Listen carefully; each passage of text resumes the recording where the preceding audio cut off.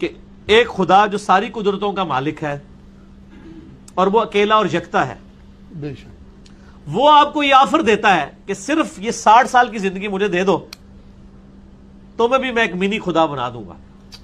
جو qualities God کے پاس ہے، گاڈ کی کوالٹی کیا ہے؟ کن فیکون.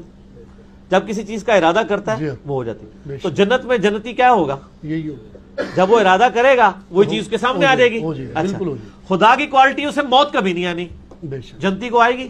سر وہ آپ کو ایک منی خدا بنانے والا ہے. اس حوالے سے انجینئر صاحب اور ان کی فکر سے متاثر ان کے فالوورز وہ ہمیں بابی پارٹی ہونے کا تانا ہر وقت دیتے ہیں، جبکہ اپنی حقیقت یہ ہے کہ خود منی گاڈ پارٹی ہیں.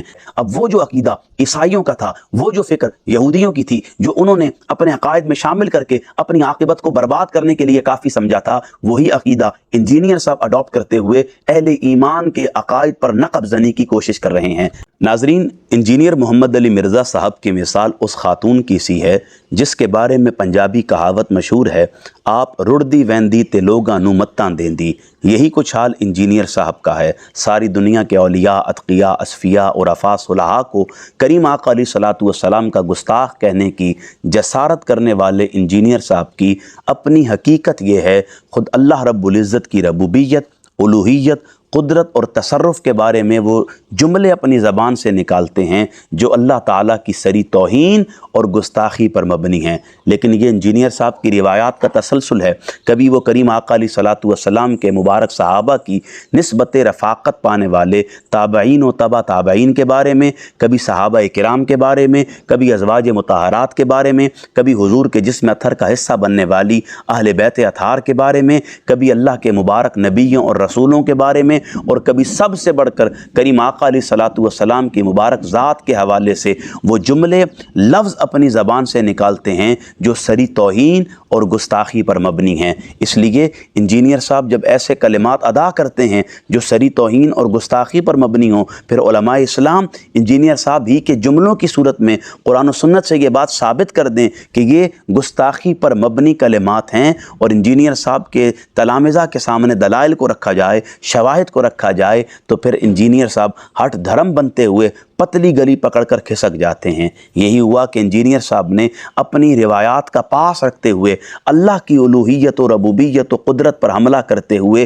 وہ جملے اپنی زبان سے نکالے ہیں جسے کسی صورت بھی برداشت نہیں کیا جا سکتا. یہ عقیدہ یہودیوں اور عیسائیوں کا تھا. قرآن کہتا ہے یہودی کہا کرتے تھے عزیر اللہ کا بیٹا ہے، اور عیسائی کہا کرتے تھے عیسیٰ اللہ کا بیٹا ہے، اور وہ اس سے بڑھ کر کبھی اللہ کی ذات کو 3 حصوں میں تقسیم کر دیتے تھے، اور یہاں تک پھر کہتے تھے کہ اللہ عیسیٰ کے وجود میں حلول کرایا ہے. یعنی ان کا مطلب یہ تھا کہ معاذ اللہ عیسیٰ منی گاڈ ہے، عیسیٰ معاذ اللہ چھوٹا خدا ہے. اب وہ جو عقیدہ عیسائیوں کا تھا، وہ جو فکر یہودیوں کی تھی، جو انہوں نے اپنے عقائد میں شامل کر کے اپنی عاقبت کو برباد کرنے کے لیے کافی سمجھا تھا، وہی عقیدہ انجینئر صاحب اڈاپٹ کرتے ہوئے اہل ایمان کے عقائد پر نقب زنی کی کوشش کر رہے ہیں. دیکھیں انجینئر صاحب کا یہ جملہ کہ جب جنتی جنت میں جائیں گے انہیں موت نہیں آئے گی، جو خواہش کریں گے وہ پایہ تکمیل تک پہنچ جائے گی، جو چاہیں گے وہ پورا ہو جائے گا، لہٰذا وہ جنت میں جا کر چھوٹے خدا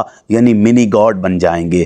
انجینئر صاحب اگر آپ درسیات کے پہلے سال کے طالب علم کے سامنے بیٹھ جاتے تو وہ آپ کو بتا دیتا ان اللہ علی کل شیء قدیر میں یہ جو شیء کا فلسفہ ہے اس کی حقیقت کیا ہے. وہ آپ کو اس کے اسرار و رموز بتاتا، اس کے پس پردہ معارف سکھاتا، اور آپ کو بتاتا کہ اللہ رب العزت جو ہر شے پر قادر ہے اس کی حقیقت کیا ہے. لیکن آپ کا جو اتنا بڑا دعویٰ ہے علمی کتابی ہونے کا اور قرآن و سنت کے مطابق زندگی گزارنے اور لوگوں کی زندگی قرآن و سنت کے مطابق گزارنے کی کوشش کروانے کا، وہ صرف اتنا سا ہے کہ آپ کو ان اللہ علی کل شیء قدیر کی حقیقت بھی معلوم نہیں ہے. ناظرین، انجینئر صاحب اور ان کی فکر سے متاثر ان کے فالوورز وہ ہمیں بابی پارٹی ہونے کا تانا ہر وقت دیتے ہیں، جبکہ اپنی حقیقت یہ ہے کہ خود منی گاڈ پارٹی ہیں. یعنی اللہ رب العزت کی ربوبیت، قدرت، الوہیت اور تصرف کے بارے میں یہ عقیدہ رکھتے ہیں کہ جنت میں جا کر ہم بھی چھوٹے خدا بن جائیں گے. وہ عقیدہ